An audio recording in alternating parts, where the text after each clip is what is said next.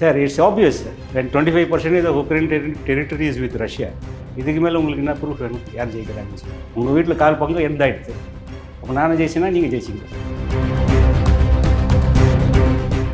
US யூரோப்லாம் வந்து கிட்டத்தட்ட ஒரு $400 பில்லியன் வந்து வெப்பன்ஸ் சப்ளை பண்ணியிருக்காங்க. அதெல்லாம் புஸ்வானாக போயிடுது. ஸோ அவங்க weapons is not sophisticated. Western weapons cannot withstand the might of Russian weapons.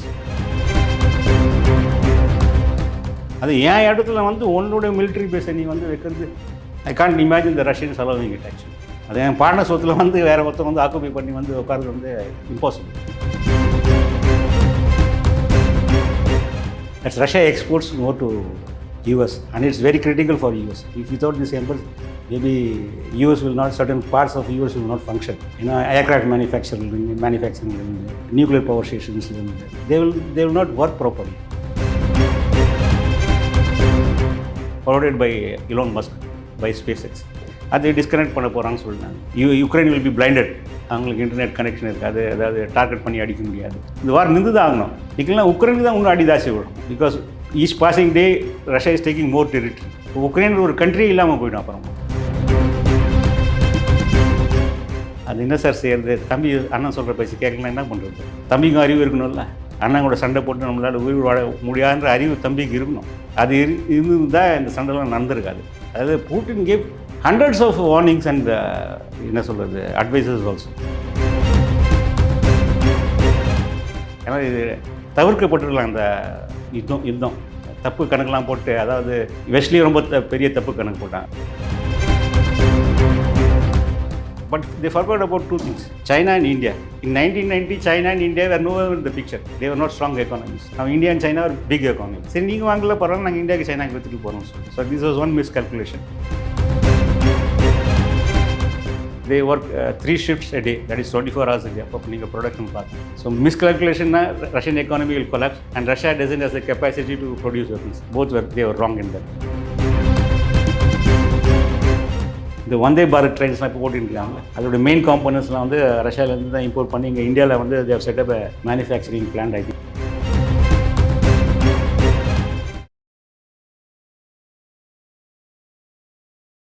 இளைய பாரத நேயர்களுக்கு வணக்கம். இன்றைக்கி நம்ம நேர்காணலில் நம்ம சிறப்பு விருந்தினர் உக்ரைன் ரஷ்யா போரை பற்றி ரஷ்யாவிலிருந்தே ஒரு நபர் வந்திருக்காரு. ரஷ்யாவோட ஏஜென்ட்டாகவும் பேசப்படுது. நம்ம பாலா சார் அவர்கள் தான். சார் வணக்கம் சார்.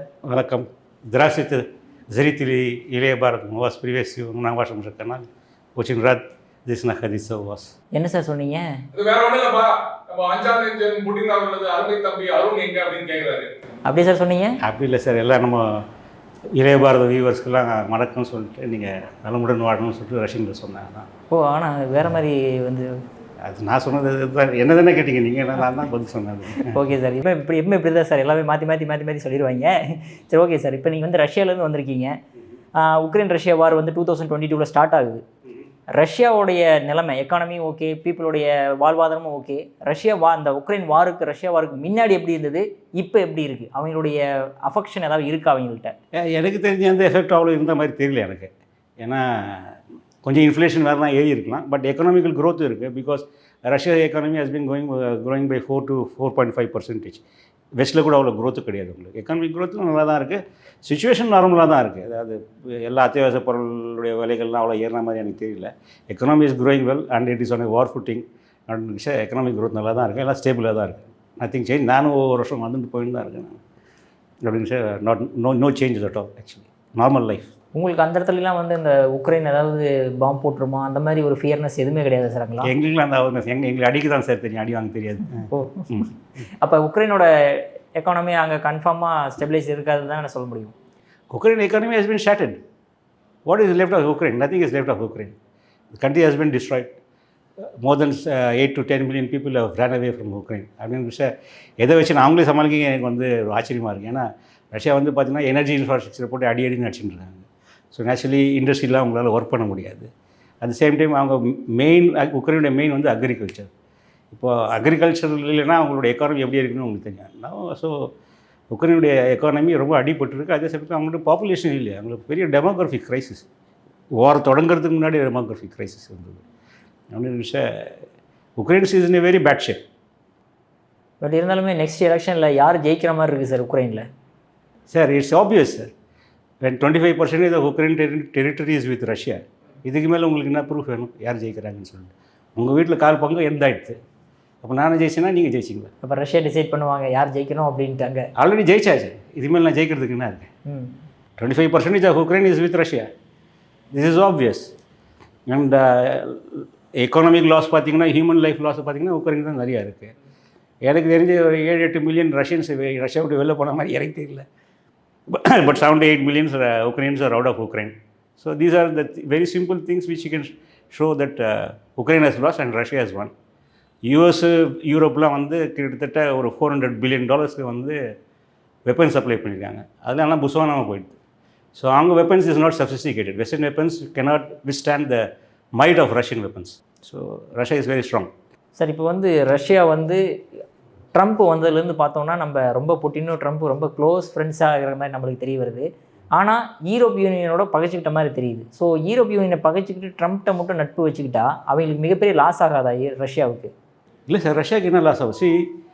ரஷ்யாவை டிபெண்ட் பண்ணி அது Europe is depend upon some country for their oil and gas. Full and full export இம்போர்ட்டில் நிறைய இருக்கும்ல சார் கம்பேர் டு அமெரிக்கா. யூரோப்பியனோட நிறைய கண்ட்ரிஸோட இருந்தது. பட் யூரோப்பே வெளில போயிட்டு பிறகு அப்படின்னு சொல்லி ரஷ்யா இஸ் ஆல்டர்னேட்டிவ் ரூட்ஸ். இப்போ they are supplying to India, they are supplying to China, and சைனாவோட அவங்களுக்கு காமன் பார்டர் இருக்குது. ஸோ அதனால அவங்களுக்கு வந்து அவ்வளோ ப்ராப்ளம் ஒன்றும் கிடையாது.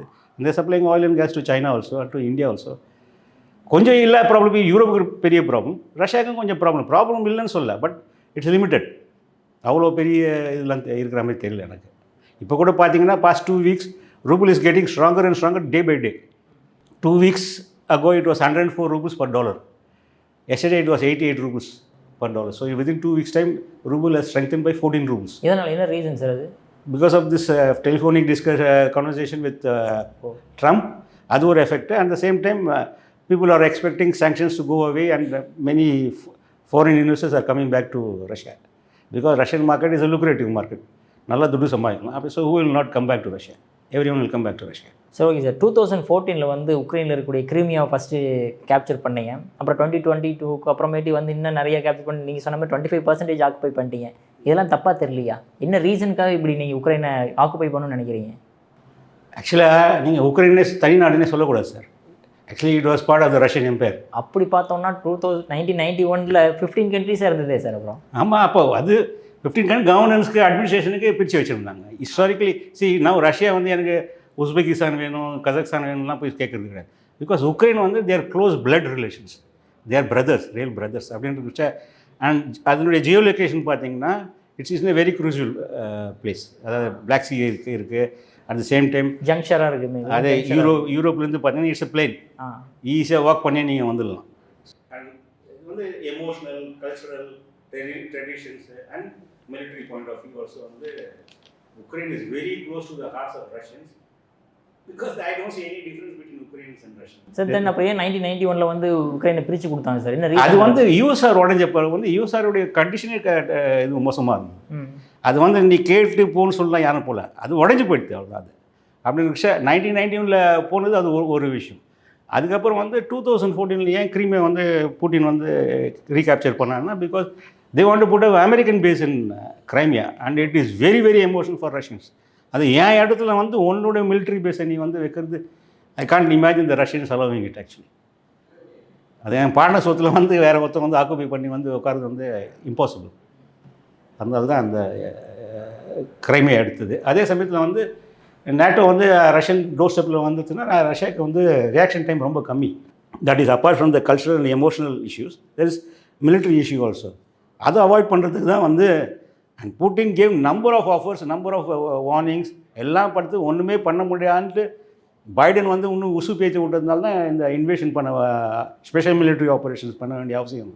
Otherwise why would even worry about பக்கத்தில் மற்ற நாடுங்க கூட தான் இருக்குது அந்த ப்ரீ பாலிட்டிக்ஸ் இருக்குது. அதாவது எஸ்டோனியா, லாட்வியா, லிட்வியா அதெல்லாம் அடிச்சு நக்கிறது 2 days இனஃப் ஃபார் ரஷ்யா. அங்கேயும் போகல, ஏன்னா because Ukraine is very very close to Russia. அதனால தான். புரியுது சார். இப்போ வந்து நீங்கள் அமெரிக்காவோட வந்து நல்ல க்ளோஸ் ரிலேஷன்ஷிப் வச்சதுக்கப்புறம் பிரிக்ஸ் கண்ட்ரியில் சொல்லப்பட்டுச்சு இந்த மாதிரி டீடாலரைசேஷனுக்கு ஒரு புது கரன்சி கொண்டு வர மாதிரி அப்படின்ட்டு. ஆனால் ட்ரம்ப் வந்த பிறகாடு வந்து புட்டின் வந்து அப்படியே பல்ட்டி அடிச்சுட்டு இல்லை நாங்கள் அந்த மாதிரி வந்து பண்ணலை, அப்படிலாம் கிடையாது அப்படின்ற மாதிரி சொல்லியிருக்கிறாரு. இது வந்து ட்ரம்ப் கொடுத்த ப்ரெஷர்னாலையா இல்லை அவர் டேரிஃப் போட்டுருவான்ற ஒரு பயத்தினால வந்து அவர் வந்து இந்த மாதிரி சொல்லியிருக்காரா? சார் டேரிஃப் என்ன சார் போடாரா? இப்போ பார்த்தீங்கன்னா அமெரிக்காவுக்கும் ரஷ்யாவுக்கு ட்ரேட் பார்த்தீங்கன்னா இட்ஸ் லெஸ் தென் $10 billion. அதில் பார்த்தீங்கன்னா நியூக்ளியர் ஃபியூல் இருக்குது, அப்புறமா இந்த பலேடியம் குரூப் ஆஃப் மெட்டல்ஸ், அது பிளாட்டினியம், நிக்கல், டைட்டானியம் அதெல்லாம். That's Russia exports more to US and it's very critical for US. If without these embers, maybe US will not, certain parts of US will not function. You know, aircraft manufacturing இருந்து, nuclear power stations இருந்து, they will not work properly. And so tariff எதுக்கு இல்லாததுக்கு எப்படி நீங்கள் tariff போடுவீங்க? இங்கே ஒரு trade நீங்கள் $100 billion $200 billion இருந்தால் இட் மைட் அஃபெக்ட் ரஷ்யா. வெறும் $10 billion வச்சு நீங்கள் வந்து பண்ண முடியாது. அதே சமயத்தில் இப்போது பூட்டின் டாலர் வேணான்னு அவனும் ஆரம்பிக்கலையா? அதே மாதிரி பிரிக்ஸ் கண்ட்ரியும் நாங்கள் எங்களுக்கு டாலர் வேணான்னு ஒன்றும் ஆரம்பிக்கலையே. America is using dollar as an weapon. நீ வேணும்னா இந்த ரோடை வந்து 1 வேணுவேன், வேணும்னா 2 வேணுவேன் அப்படின்னு I should seek an alternative இல்லை. ஸோ இப்போ நீ 1 வேணும்னா I go for an alternative. சரி 2 வேணும்னா okay fine, no problem, we can conduct trade in dollars itself. அதுதான் பொசிஷன். சரி, இப்போ வந்து இப்போ புட்டினும் ட்ரம்ப்பும் க்ளோஸ் ஆனதுனால இப்போ ரஷ்யா உக்ரைன் வார் நிறுத்துறதுக்கான பாசிபிள்ஸ் இருக்கா? சார் எரியதை பிடிங்கிட்டா என்னது கொதிக்கிறது நிறுந்துடும்ல. அப்போ ஸோ வெப்பன்ஸ் அனுப்புறதுலாம் நின்று போச்சுன்னா கூட அது நிற்கிறதுக்கு ஒரு சான்ஸ், அது நின்றே ஆகணும். ஆனால் இப்போது கூட படிச்சுட்டு இருந்தேன், இந்த ஸ்டார்லிங்க் இன்டர்நெட் கனெக்ஷன் வந்து is provided by Elon Musk by SpaceX. அதை டிஸ்கனெக்ட் பண்ண போகிறான்னு சொல்லிட்டாங்க. So Ukraine will be blinded, அவங்களுக்கு இன்டர்நெட் கனெக்ஷன் இருக்காது, அதாவது டார்கெட் பண்ணி அடிக்க முடியாது. ஸோ இந்த வாரம் நின்று தான் ஆகணும். இதுக்கெல்லாம் உக்ரைனுக்கு தான் இன்னும் அடிதாசி விடும் உங்களுக்கு. Because each passing day Russia is taking more territory. இப்போ உக்ரைன் ஒரு கண்ட்ரியே இல்லாமல் போயிடும் அப்புறமா. So this war should stop for everyone. Even America is spending lot of money. அவங்களோட வெப்பன்ஸ் ப்ரொடக்ஷன் அவங்களுக்கு இப்போ இல்லை. அவங்ககிட்ட $350 $50 billion மேலே வந்து செலவு பண்ணியாச்சு. செலவு பண்ணி ஜெயிக்கலை. அதுதான் ட்ரம்ப் சொன்னார், why didn't you enter into a war which you could have never won? We have only wasted $350 billion. அது எப்போ எங்களுக்கு திருப்பி வருமா வராதா?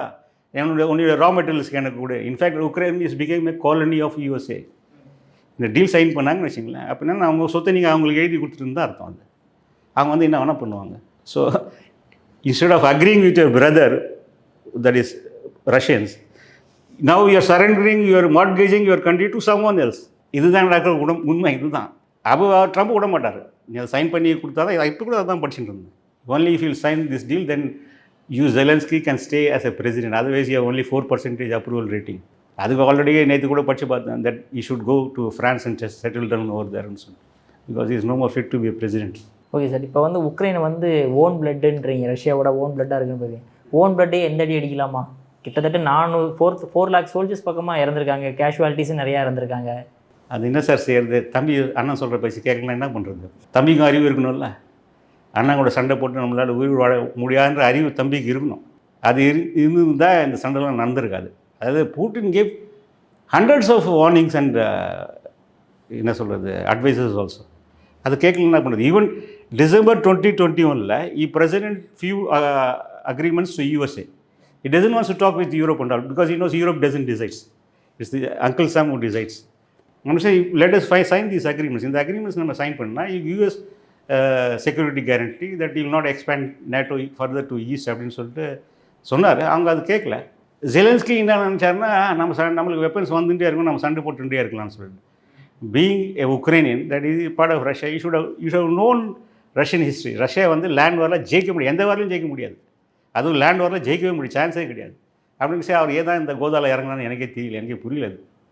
ஏன்னா இது தவிர்க்கப்பட்டுருக்கலாம். அந்த யுத்தம் தப்பு கணக்கெலாம் போட்டு, அதாவது வெஸ்ட்லேயும் ரொம்ப பெரிய தப்பு கணக்கு போட்டாங்க. அவங்க நினச்சாங்கன்னா சாங்ஷன்ஸ் போட்டால் ரஷ்யாவோட எக்கானமி உடஞ்சிரும். They thought it is 1990s when the oil rate was brought down with agreement with Saudi Arabia. Soviet Union collapsed. இவங்க நினச்சாங்க இதே மாதிரி இப்போ பண்ணால் ரஷ்யா கொலாப்ஸ் ஆகிடும்னு சொல்லிட்டு. But they forgot about two things, China and India. In 1990, China and India were nowhere in the picture. They were not strong economies. Now India and China are big economies. சரி நீங்கள் வாங்கல பரவாயில்ல, நாங்கள் இந்தியாவுக்கு சைனாக்கு விற்றுட்டு போகிறோம்னு சொல்லிட்டு. So this was one miscalculation. Second miscalculation, வெஸ்டோடைய மிஸ்கால்குலேஷன் நம்ம வெப்பன் சப்ளை பண்ணியிருந்தால் உக்ரைன் சண்டை போட்டுட்டு இருப்பாங்க, ரஷ்யா கிட்ட கெப்பாசிட்டி, ப்ரொடக்ஷன் கெப்பாசிட்டி இல்லைன்னு சொல்லிட்டு நினச்சாங்க. பட் பூட்டின் பார்த்து ப்ரொடக்ஷன் பண்ணிகிட்டே இருக்காரு. இப்போ வெஸ்ட்டுக்கிட்ட அவ்வளோ கெப்பாசிட்டி கிடையாது வெப்பன்ஸ் ப்ரொடக்ஷன் பண்ணுறது. ரஷ்யா கிட்ட நிறையவே இருக்குது. Because I live in a city where all the plants are defence plants. So அங்கே production has been cranked up they work 3 shifts a day, that is 24 hours a day. அப்போ நீங்கள் production பார்க்கணும். So மிஸ்கால்குலேஷன்னா Russian economy will collapse and Russia doesn't have the capacity to produce weapons. They were wrong in that. And Zelensky and உக்ரைனுடைய population கம்மியாகிட்டு இருக்கு, நிறைய பேர் ஓடி போயிட்டாங்க, சண்டை போடுறதுக்கு ஆள் இல்லை. இப்போ they have been outgunned and outmanned. அதான் இப்போ சுச்சுவேஷன். Okay sir. இப்போ புட்டின் அவர்கள் வந்து இன்னும் எத்தனை வருஷத்துக்கு பிரசிடெண்ட்டாக இருப்பார்? அவர் கண்டினியூஷன், அவர் டெத் வரைக்குமே அவர் பிரசிடெண்ட்டாக இருக்கிற அளவுக்கு அங்கே கான்ஸ்டியூஷன் எழுதப்பட்டிருக்கா? As per constitution now has been reelected in 2024, 7 years. அதுக்கப்புறம் இன்னும் 7 years இருக்கும். So as per legally he can become president as much he wants. So illegal எதுவுமே கிடையாது இதில். பட் வெஸ்டர்ன் ப்ரொபகண்டானா இல்லீகல்னு சொல்கிறாங்க. இந்த constitution has change and 75% of the people have voted for Putin. ஓ, எலெக்ஷன்லாம் நடக்குது, ஓட்லாம் கண்டக்ட் பண்ணுறாங்க. கண்டிப்பாக எனக்கு தெரிஞ்சு என் ஃப்ரெண்ட்ஸ் சர்க்கிளில் புட்டின் எதிர்த்து பேசலாம். Everyone is free to say their opinions and views.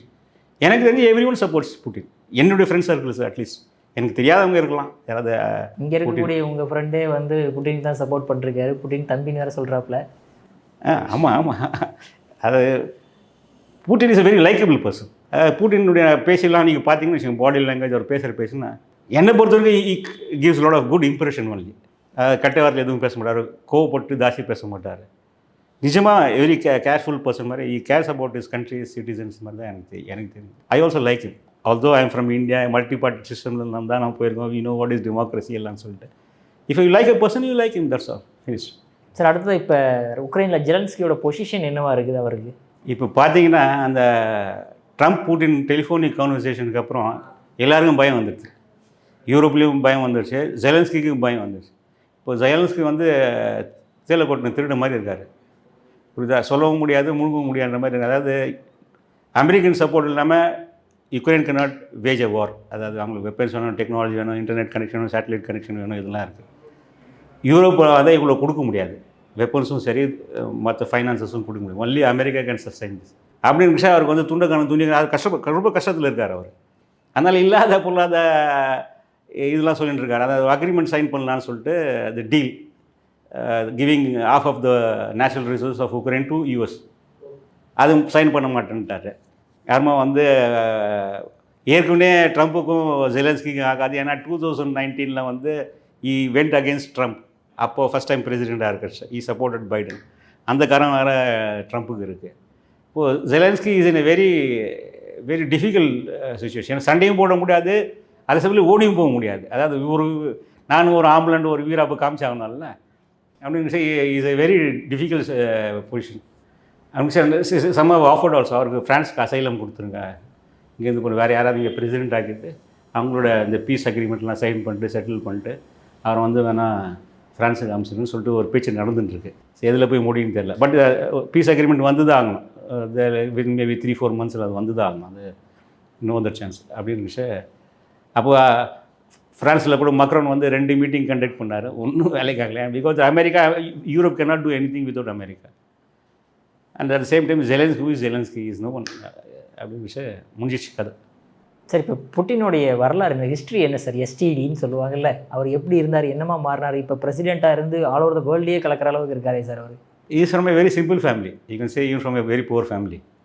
His father was, I think so, cook to Stalin, Joseph Stalin. Then he studied in St. Petersburg. அங்கே வந்து பார்த்திங்கன்னா கம்யூனல் குவார்ட்டர்னு ஒன்று சொல்லுவாங்க ரஷ்யனில். அதெல்லாம் ஒரு பெரிய ஃப்ளாட் இருக்குதுன்னு வச்சிங்களேன். ஒவ்வொரு ரூம் ஒவ்வொரு ஃபேமிலிக்கு common toilet, common kitchen, common bathroom, அது மாதிரி இருக்கும். அது மாதிரி கண்டிஷன்ஸில் வளர்ந்தவர் அவர். And same time he had a very tough childhood. Then only practice judo. ஏன்னா பசங்களோட சண்டை போனால் ஏதாவது கற்றுக்கணும், ஜூடோ கற்றுக்கிட்டாரு. Then I think so he finished law university in St. Petersburg.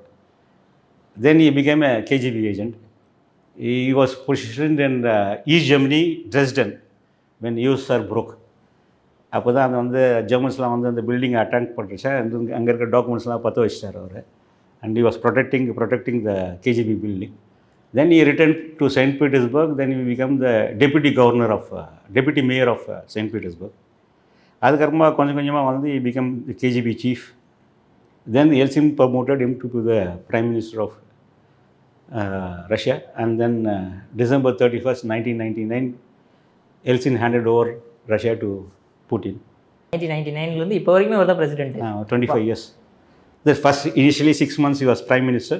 As per the Russian constitution, if the president resigns, the prime minister becomes the acting president. அப்படிங்க sir. தென் March 2000 election நடந்தது. From then 8 years president இருந்தார். நடுவில் 4 வருஷம் மெத்வேதேவ் பிரசிடெண்ட்டாக இருந்தார். அதுக்கப்புறம் வரிசை இவர் தான் இப்போ பிரசிடெண்ட்டாக இருக்கார் as per the constitution. So past 25 years you can say Putin is ruling Russia. மறுபடியும் எப்போ சார் எலெக்ஷன் வரும் மறுபடியும் ரஷ்யாவில்? 24 + 7 31. 31 தான் மறுபடியும் எலெக்ஷன். மறுபடியும் அவர் தான் பிரசிடென்ட் ஆவார். 38 வரைக்கும் இருப்பார். சொல்ல முடியாது. 31 chances are very high. If you participate in the election, you contest the election, you will win. That's my understanding. Okay sir. Modi புட்டினுடைய ரிலேஷன்ஷிப் எப்படி சார்? அது ரொம்ப strong relationship, friendly relation. Both respect each other. 2 பேரும் கண்டுபிடிச்சிவாங்க எப்போ பார்த்தாலும். And the were very good understanding. In fact அவர் ரஷ்யாவிலேருந்து இங்கே இந்தியாவுக்கு வந்தாலும் சரி, மோடி இந்தியாவிலேருந்து ரஷ்யாவுக்கு வந்தாலும் சரி, தே ஆர் வெரி ரியலி ஒரு குட் ஃப்ரெண்ட்ஸ் மீட் பண்ணுற மாதிரி தான் இருக்கும் அவங்க கூட.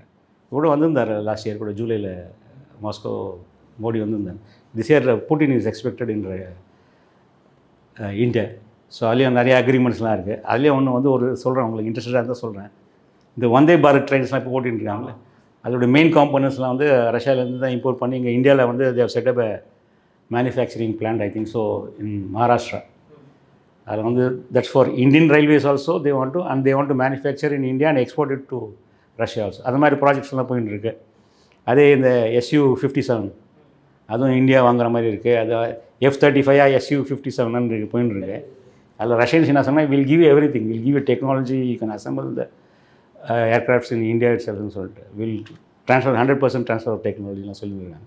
பார்க்கலாம் what will they decide, F-35 SU-57 because both they have their advantages and disadvantages. ஒரு விஷயம் பார்க்கலாம். So friendship between India and Russia as countries is good, and personally also their friendship is good, Modi and Putin. Okay sir. Sir மறுபடியும் எப்போ ரஷ்யாவிலேருந்து வரீங்களோ மறுபடியும் எங்கள் சேனலுக்கு வந்து இன்னொரு இன்டர்வியூ கொடுக்கணும்னு உங்களுக்கு பொன்னான நேரத்தை இளைய பாரதம் ஒதுக்கிறதுக்கு மிக்க நன்றி சார். До свидания, спасибо. Okay sir.